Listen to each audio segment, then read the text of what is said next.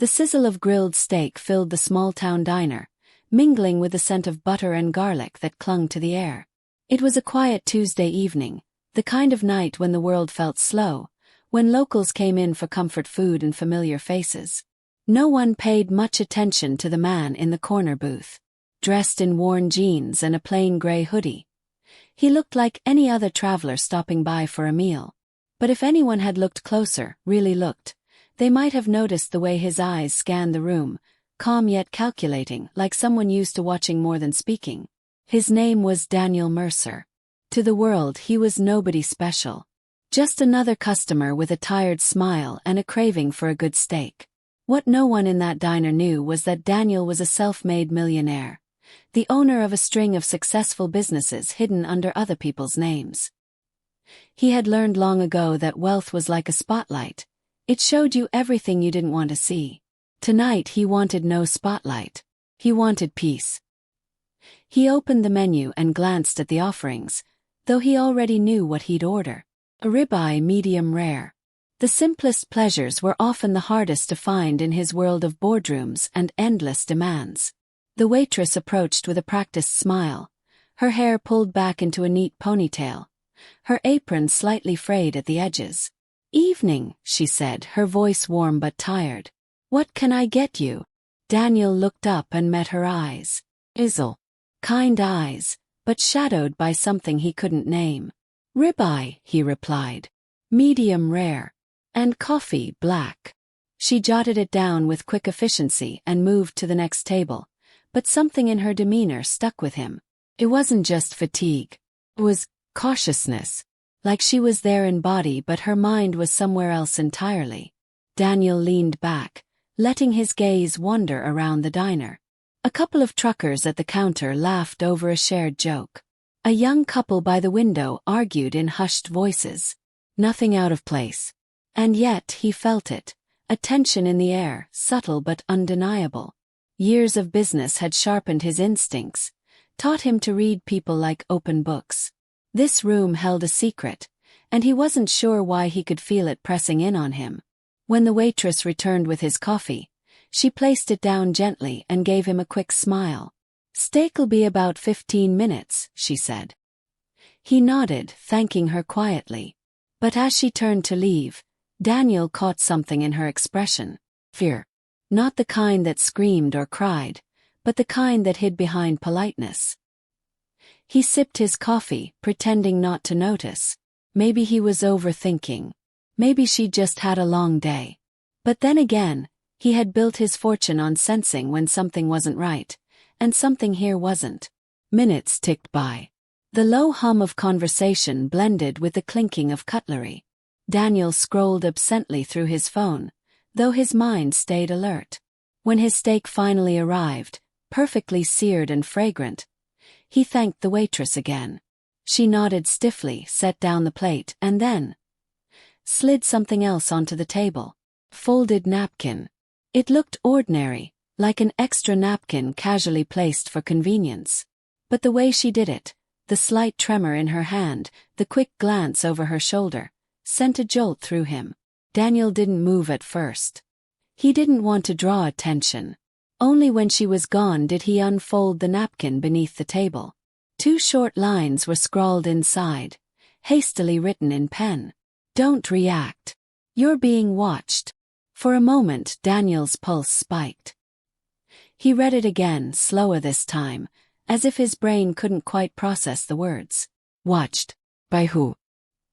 He looked up casually, scanning the room with the same calm demeanor he'd perfected in high-stakes negotiations. Nothing seemed out of the ordinary. The truckers were still laughing, the young couple still whispering. But now every person felt like a suspect. He folded the napkin again, slipping it into his pocket as though nothing had happened. His mind raced, piecing together possibilities. Was this about him?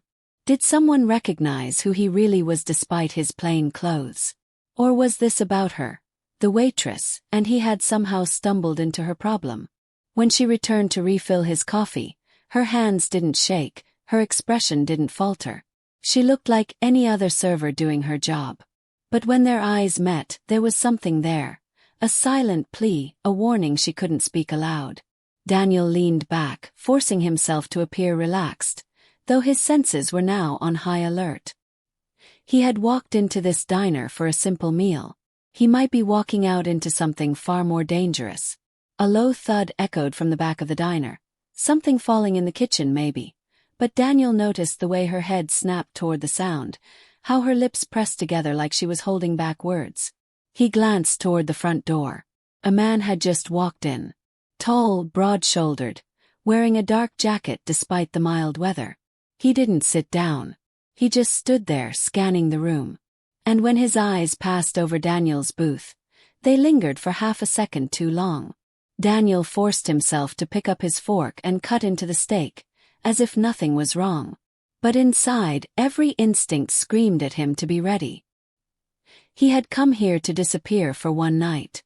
Instead, it felt like someone had been waiting for him. Or worse, waiting for the right moment to strike. The waitress brushed past his table again.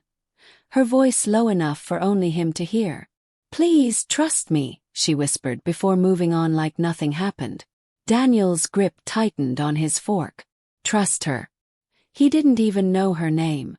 And yet, something in her tone told him that this was no prank, no misunderstanding. He took another sip of coffee, forcing his heartbeat to steady, and prepared himself for whatever was about to unfold.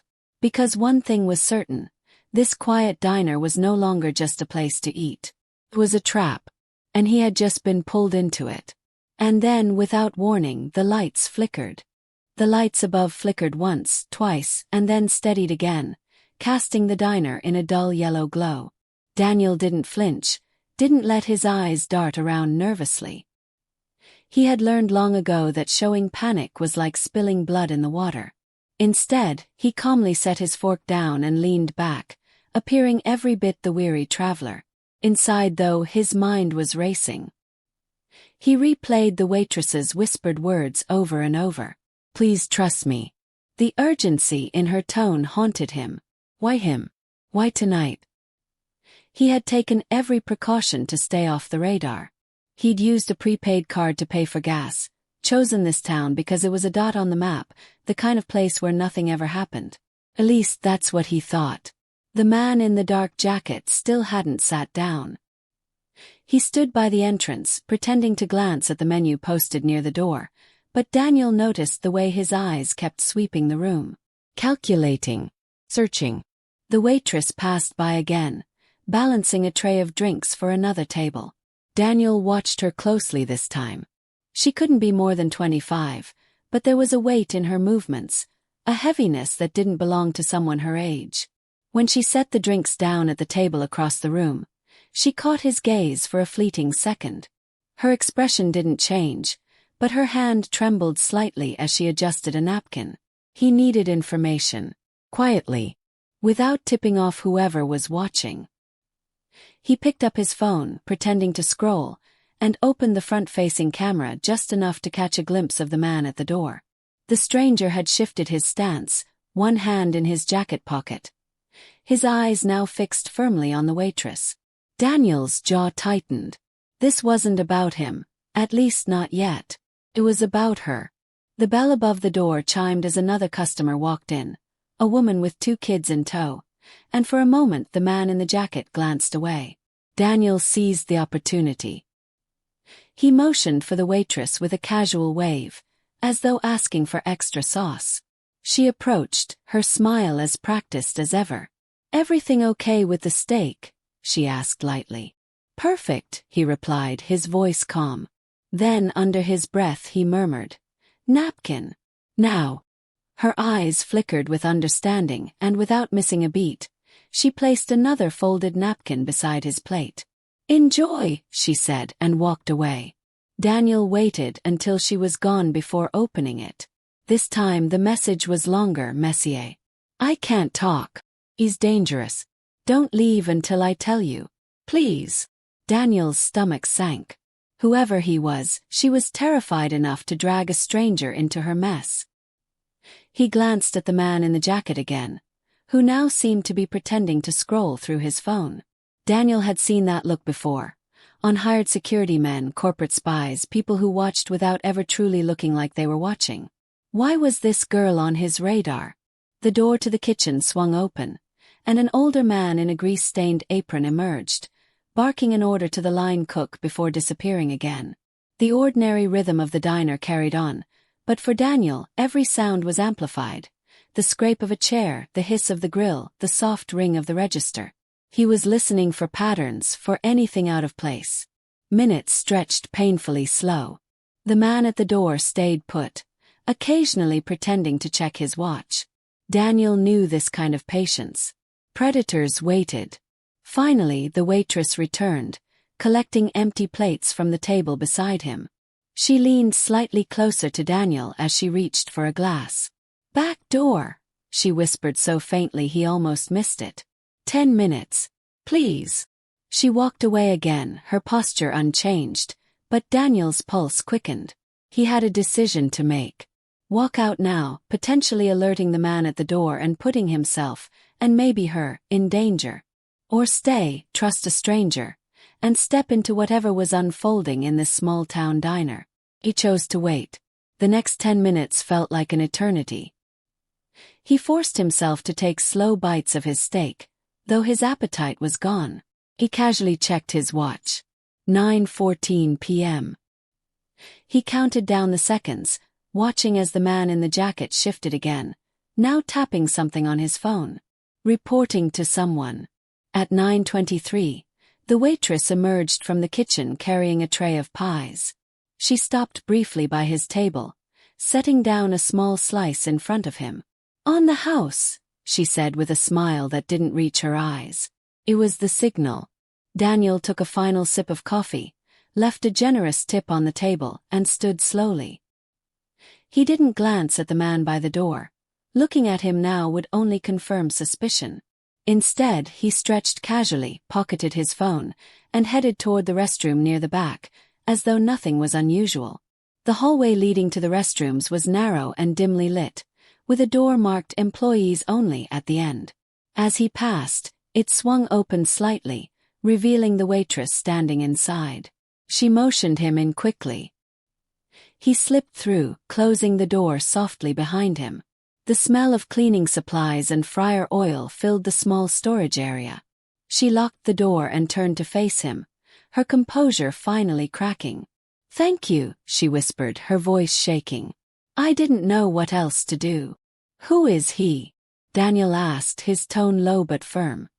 Her eyes darted toward the door, as if expecting it to burst open any second. "His name's Cole," she said. "He's been coming here for weeks, watching me. I thought maybe it would stop, but tonight," she swallowed hard. "Tonight, he followed me here from my apartment." Daniel felt a chill run through him. "Why you?" She hesitated, then shook her head. I can't explain. Not here. But if I don't leave with someone, he won't let me make it home." Daniel studied her. She was scared, yes, but there was something else in her eyes. Resolve. She wasn't just a frightened girl caught in a bad situation. She was hiding something, maybe even running from something bigger than this man named Cole. "Do you have anyone you can call?" he asked. She shook her head. "No one." The sound of footsteps echoed faintly from the hallway outside. Heavy. Measured. The kind of footsteps that announced themselves without needing to knock. Her breath hitched. "He's here." Daniel's instincts sharpened like a blade. He glanced around the room. A single window, high and narrow, half covered by a shelf of supplies. Maybe just big enough for her to squeeze through. "Go," he whispered, pointing to it. "Now." She hesitated. "What about you?" "I'll handle him." Her eyes widened in fear, but before she could protest, another sound interrupted them. A slow, deliberate knock on the door. "Miss," a deep voice drawled from the other side. "You forgot to bring me my check." Daniel's pulse thundered in his ears. The waitress froze, her hand trembling on the edge of the shelf. The knock came again, louder this time. "Open up." Daniel motioned for her to stay silent. Then he reached into his jacket pocket, not for a weapon but for his phone. He tapped out a single message to a contact he hadn't used in years, a man who owed him favors in places where laws didn't reach. Location pinned. Need eyes now. He slipped the phone back into his pocket just as the handle rattled violently. And then the voice outside dropped its polite tone. I know you're in there. The room seemed to shrink, the air growing heavier with each word. Daniel locked eyes with the waitress. Stay behind me, he whispered. Because whatever was waiting beyond that door wasn't just a man looking for a check. It was something far darker. And Daniel Mercer was about to find out just how deep this night's danger went. The doorknob twisted violently and then stopped. Silence. That was somehow worse than the pounding itself. Daniel's muscles tensed as he waited, his ears straining for the faintest sound. Beside him, the waitress, he still didn't even know her name, stood frozen, her back pressed against the shelf, her breathing shallow and uneven. He leaned closer to her, whispering so low it was almost inaudible. Window. Quiet. She hesitated, fear flickering in her hazel eyes, but then nodded. He helped her push aside a box of paper cups to reveal the small, high window. It wasn't much, but it was a way out. She grabbed the edge and tried to hoist herself up, but her hands slipped on the metal frame. Daniel caught her by the waist, boosting her silently until she managed to get a grip. Another knock, this one softer, almost mocking. You know I don't like to be ignored, the voice outside said, low and cold. The waitress froze again. Daniel gave her a slight nudge, urging her to continue. She climbed higher, finally squeezing her shoulders through the narrow opening. Where does this lead? He whispered. Alley behind the diner, she breathed. There's a streetlight at the corner. I can run. Don't run. Stay in the shadows, he interrupted. Go 2 blocks north and wait. Don't stop. She hesitated one last moment, her gaze locking with his. There was gratitude in her eyes, but also fear. Fear not just of the man outside, but of what might happen to Daniel if he stayed behind. Still, she nodded and slipped through, her figure disappearing into the night. Daniel lowered the box back over the window, hiding any sign of her escape. Then he turned to face the door, his mind calculating options. He had no weapon, just his wits and a phone that might or might not bring help in time. The silence outside broke with a faint sound of footsteps retreating down the hallway. Daniel frowned. That was too easy. He waited a few beats, then pressed his ear to the door. Nothing. No footsteps. No voice.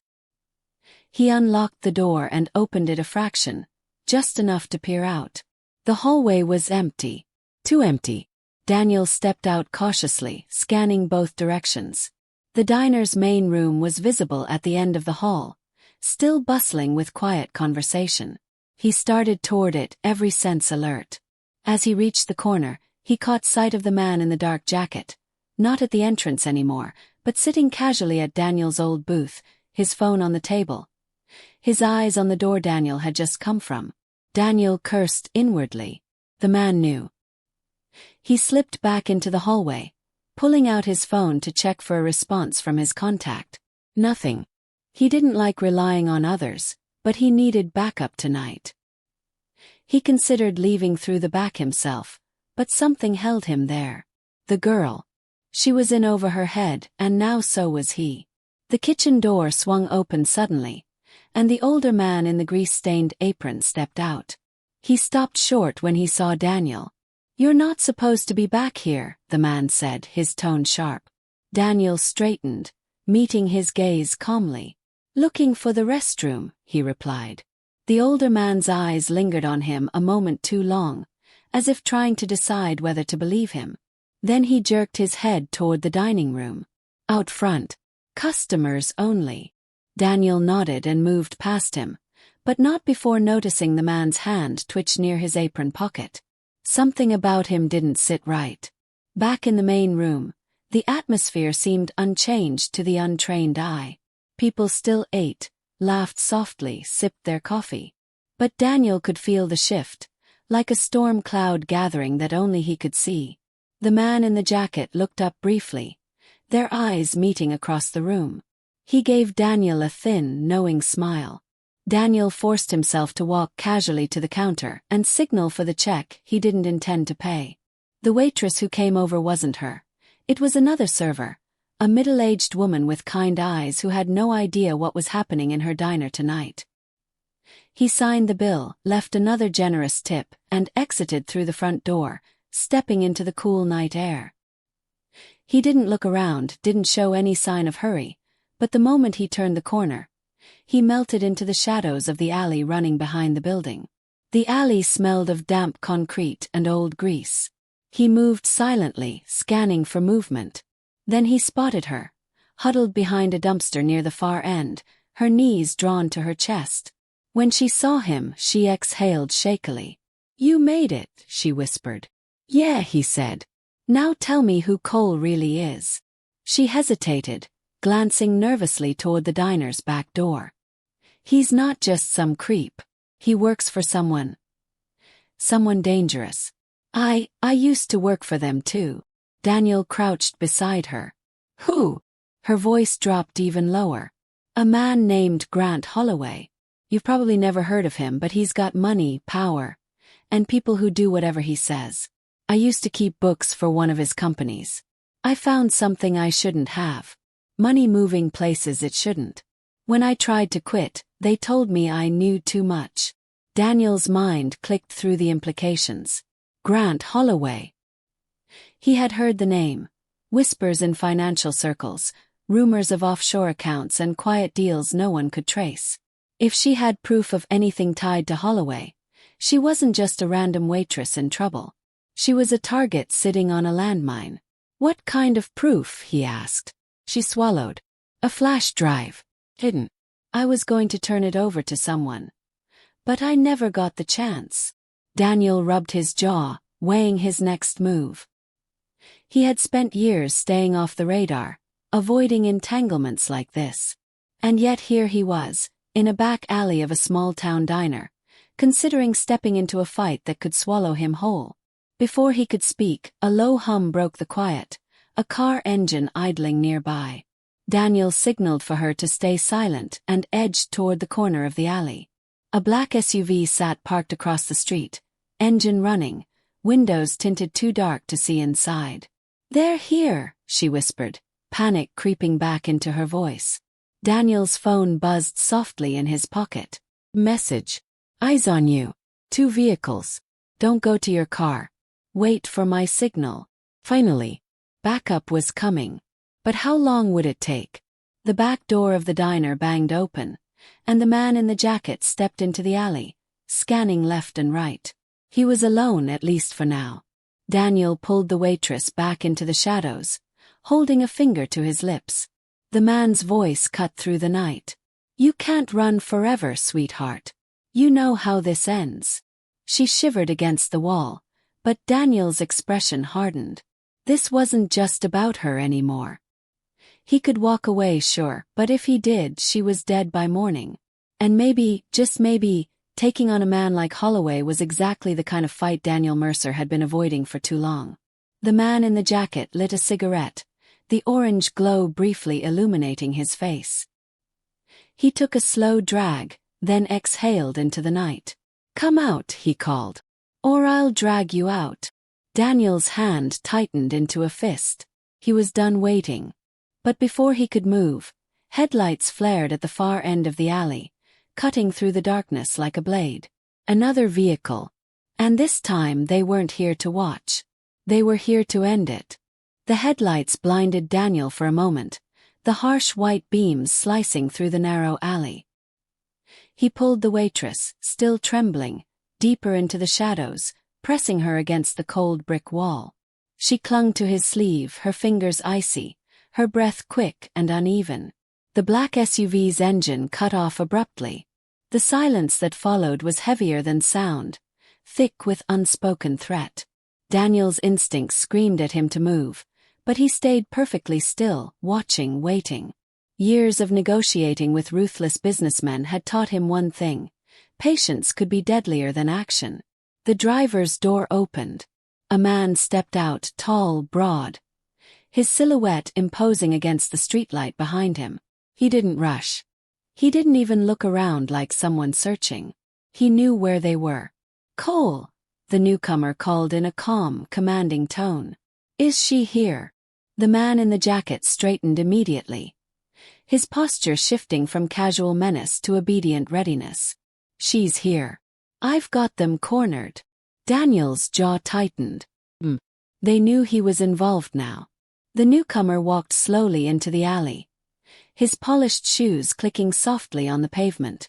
When he stepped into the glow of the SUV's headlights, Daniel got his first clear look at him. Mid-40s, clean-cut, sharp suit despite the small-town setting. Power radiated from him, the kind that didn't need to be loud to be dangerous. "Miss Hale," the man said, his voice smooth, almost polite. "You've caused me a great deal of inconvenience." The waitress flinched at the name. Daniel glanced at her. Hale. So now he had a name to go with the mystery. But she didn't answer, her lips pressed tight in defiance. The man sighed, shaking his head slightly. "I didn't want it to come to this. But you leave me no choice." He nodded once at Cole, who began advancing down the alley toward their hiding spot. Daniel's mind raced. He had maybe 30 seconds before Cole reached them, maybe a minute before the man in the suit decided to send in whoever was still sitting inside that SUV. His backup hadn't arrived yet. He was outnumbered, outgunned, and protecting someone who was clearly holding secrets worth killing for. He scanned their surroundings in the dim light. Dumpsters, loose crates, a broken pipe dripping water. Nothing useful. No weapons, no escape. Ugh. He leaned close to her ear, whispering so softly she barely heard him. "Do you trust me?" She hesitated, then nodded quickly. "Good. When I say go, run to the left. Don't look back." Her breath hitched, but she didn't argue. Cole was 10 feet away now, a shadow moving with deliberate slowness, like a predator savoring the moment. "Come on out," he taunted. "It'll be easier if you don't fight." Daniel shifted slightly, readying himself. Timing was everything. Too soon and they'd both be caught. Too late and there'd be no chance at all. The man in the suit stopped a few paces behind Cole, folding his hands behind his back. "I'll give you one last opportunity, Miss Hale," he said, his voice carrying easily through the alley. "Hand over what you stole, and maybe I'll let you walk away tonight." Her whole body stiffened. Daniel felt the truth in her silence. Whatever she had, it wasn't just incriminating. It was catastrophic for this man. "I see," the man said after a pause. "Then I'm done asking." He gave another small nod. Cole lunged forward. "Now!" Daniel hissed. He shoved the waitress hard to the left, sending her sprinting into the darkness of a side path barely wide enough for one person.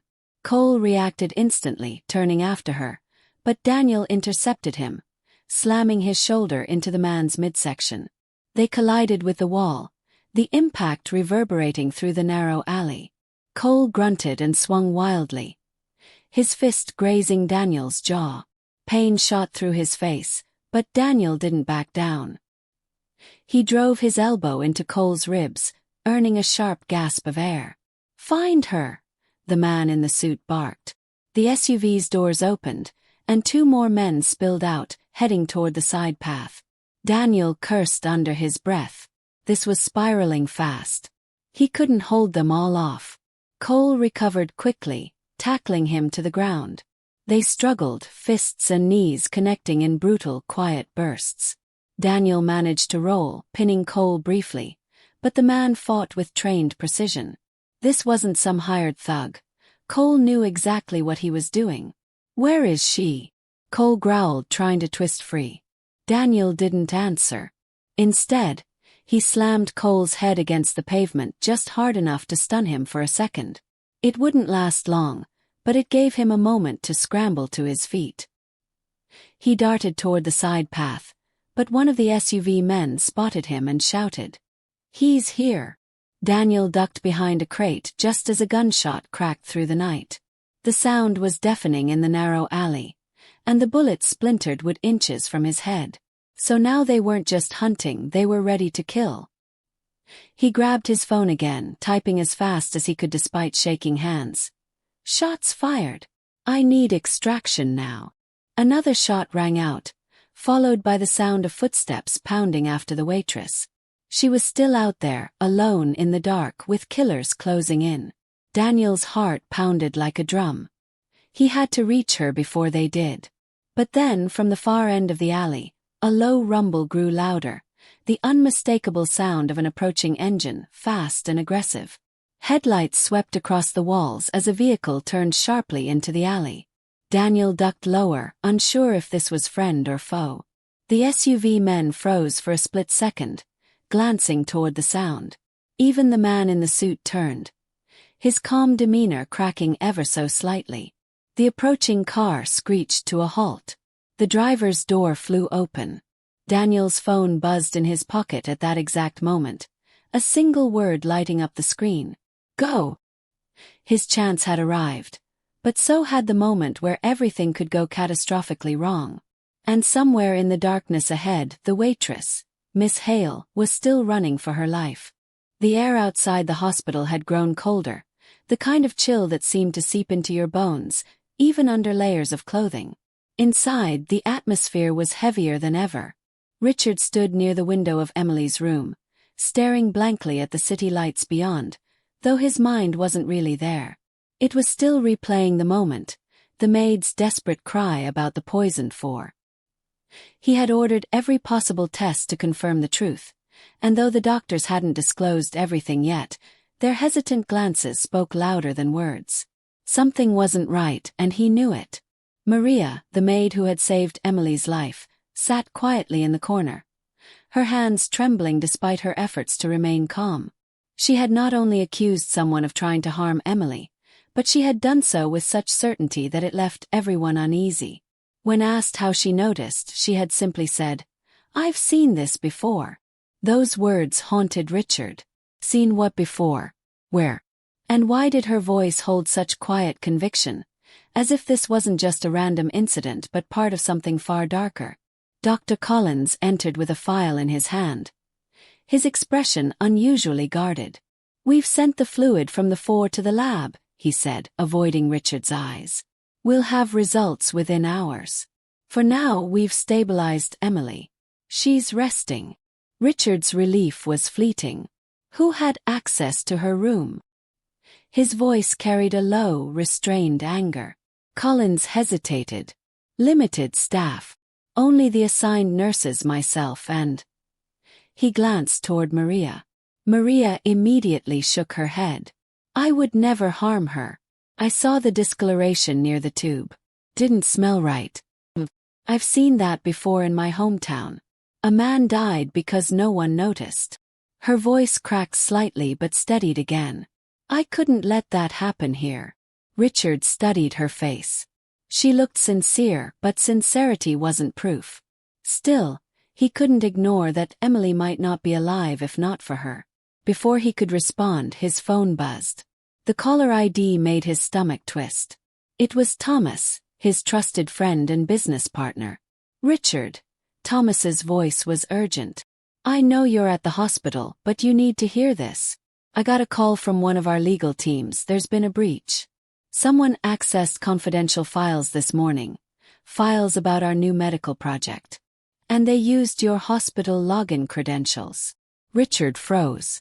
"That's impossible. I haven't logged in all day." "Exactly," Thomas replied. "This isn't a coincidence. Whoever's targeting you is moving fast, and they're inside your circle." Richard hung up, his pulse hammering in his ears. He turned back to Maria. "You need to tell me everything you know. Because this isn't just about Emily, is it?" Maria's eyes darted toward the door before she answered in a low, almost whispering tone. "I came here under a different name. I didn't want to be found. But I recognized the scent from that 4. It's a rare toxin. My brother died from it back home. And when I tried to expose the people responsible, they came after me. I think they've found me again." Before Richard could process her words, a loud thud echoed from somewhere down the corridor, followed by hurried footsteps. A nurse rushed past the door, panic etched on her face. "Security breach in the West Wing," she shouted. Richard's instincts screamed at him. This wasn't random. It was all connected. The poisoned four, the stolen files, Maria's past. And now, whoever was behind it was getting bolder. He moved to the door, but Maria grabbed his arm. "You don't understand. If they're here, they won't stop. Not until she's gone. Not until you're ruined." Her words chilled him. He looked back at Emily, sleeping peacefully, unaware of the storm building around her. This wasn't just about saving his daughter's life anymore. This was a battle he didn't know how to fight, against enemies he couldn't even see. Then came the sound that made his blood run cold, a code alarm blaring through the hospital intercom. "Code Black. Immediate lockdown. All personnel remain in place." Richard's eyes locked on Maria's. She looked terrified, but beneath the fear there was something else. Determination. "They're coming," she whispered. And in that moment, Richard realized that everything he thought he knew about his life, his business, and even the people around him was about to be ripped apart. The door to Emily's room clicked as the automatic lock engaged. The lights flickered once, then steadied. Somewhere in the distance, another thud, heavier this time, reverberated through the building. Richard's mind raced. Who was behind this? Was this about him, about Emily, or something far bigger? And how far were they willing to go to achieve whatever goal they had? He turned to Maria. "If you know anything that can help us survive this, now is the time." Maria took a deep breath, her eyes never leaving his. "Then you need to know the truth about who I really am, and why they're really here." Outside the locked door, the footsteps stopped. Silence fell, heavier than before, broken only by the faint hum of the machines keeping Emily alive. Then 3 slow knocks echoed against the door. The room felt suffocating as Olivia stood frozen, her back against the counter, watching Richard struggle to take a breath. For a heartbeat, everything seemed to stop. The voices, the noise outside, even the air itself. Then, with a sudden clarity, Olivia lunged forward, grabbing the glass Richard had nearly drunk from. "Don't touch it," she shouted to the nurse who had just entered. Her voice trembled, but her eyes burned with determination. The nurse hesitated, startled by Olivia's intensity, but Richard caught on immediately. His face pale, he whispered hoarsely, "Someone's trying to finish what they started." The word sent a chill through everyone in the room. Moments later, security rushed in, reporting that the hospital's power had been briefly cut in one wing, just long enough to disable the cameras for 2 minutes. 2 minutes when anyone could have slipped inside. As they spoke, Olivia's gaze drifted to the corner of the room, where a small, leather-bound notebook had been left on a chair, the same notebook she had seen earlier in the hands of the man who claimed to be a family friend. She picked it up, her fingers trembling as she flipped through the pages. Inside were cryptic notes, strange symbols, and a list of names, Richard's among them. But one name was circled repeatedly, over and over again. Emily. Richard's breath quickened when he saw it. "They weren't after me," he whispered. "They wanted my daughter." Olivia's heart pounded as she realized the implications. All this time they had been looking in the wrong direction. Emily's survival wasn't just luck. It was part of a bigger, more sinister plan. Suddenly, a loud crash echoed from the hallway. The door burst open, and a man in a paramedic's uniform stepped in. His expression was too calm, too deliberate. "We need to move her now," he said, gesturing toward Emily's bed. But before anyone could react, Olivia noticed something. His ID badge was upside down. Her instincts screamed at her. "He's not one of them," she shouted, pointing at him. Chaos erupted. Security lunged, the man bolted, and Richard tried to stand despite his weakened state. In the struggle, the notebook slipped from Olivia's hand and fell open on the floor to a final page. Written in hurried, almost frantic handwriting were the words, "The heir must not leave alive." And then, just as the imposter paramedic was cornered, he smiled, not in defeat, but in triumph. "You think you've won," he hissed. This goes far beyond this room. Before anyone could stop him, he revealed a small remote in his hand and pressed it. Somewhere deep within the hospital, alarms began to blare. The building shook slightly, as if something critical had just been triggered. Olivia's eyes locked with Richard's, both realizing at the same moment, the real danger hadn't even begun. The room felt heavier after everything that had just happened, as if the air itself needed a moment to recover. Richard stood by Emily's bedside, his hand trembling slightly as he brushed a strand of hair away from her face. Her breathing was steady now, her cheeks no longer pale but touched with the warmth of life returning. For the first time in what felt like forever, he allowed himself to take a deep breath. The weight he had carried, the fear, the guilt, the anger, seemed to loosen its grip. Sarah, the maid who had risked everything to save Emily, stood quietly near the door. She had never wanted recognition. She only wanted the child to live. Richard turned to her, his eyes softening in a way no one in his company had ever seen. "I don't know how to thank you," he said, his voice hoarse with emotion. "You saved my daughter when I couldn't." Sarah shook her head. "You don't have to thank me. I just couldn't let anything happen to her." The simplicity of her words hit him harder than any speech ever could. He had spent years building an empire, chasing success, and measuring worth in numbers. Yet in this quiet moment, he realized the greatest act of value was one of pure humanity, from someone he had once overlooked as just another employee. Outside the room, police officers were still speaking with doctors and gathering evidence. The revelation that one of the hospital staff had tampered with Emily's had shaken everyone. The man responsible was taken into custody, but not before leaving behind a chilling detail. He hadn't acted alone. Someone had paid him to do it. This information gnawed at Richard. The initial relief of Emily's survival was overshadowed by a gnawing question. Who wanted his daughter gone and why? His thoughts went immediately to his business rivals, but as he looked at Emily lying peacefully, he realized something even more important. He could no longer live in a world where his ambition made his loved ones a target.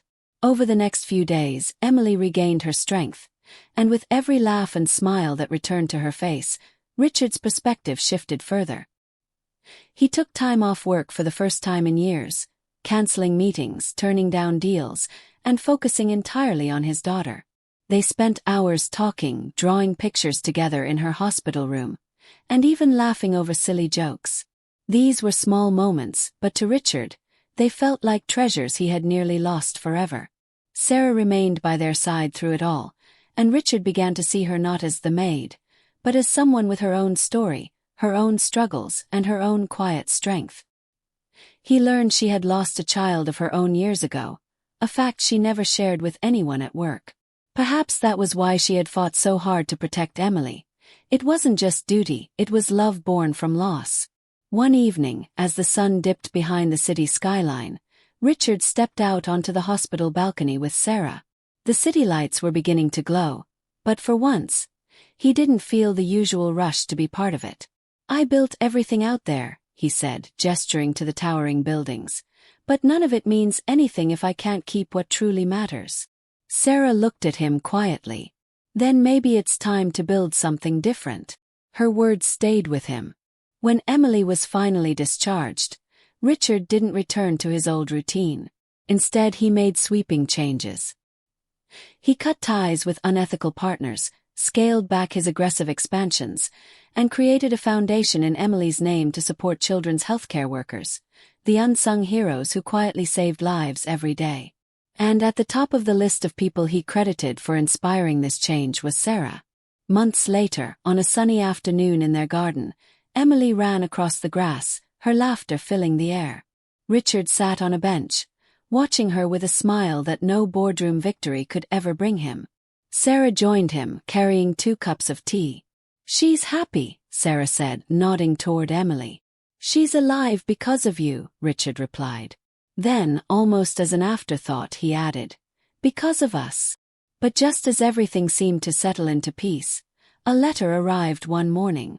No return address, no signature, just a single line. This isn't over.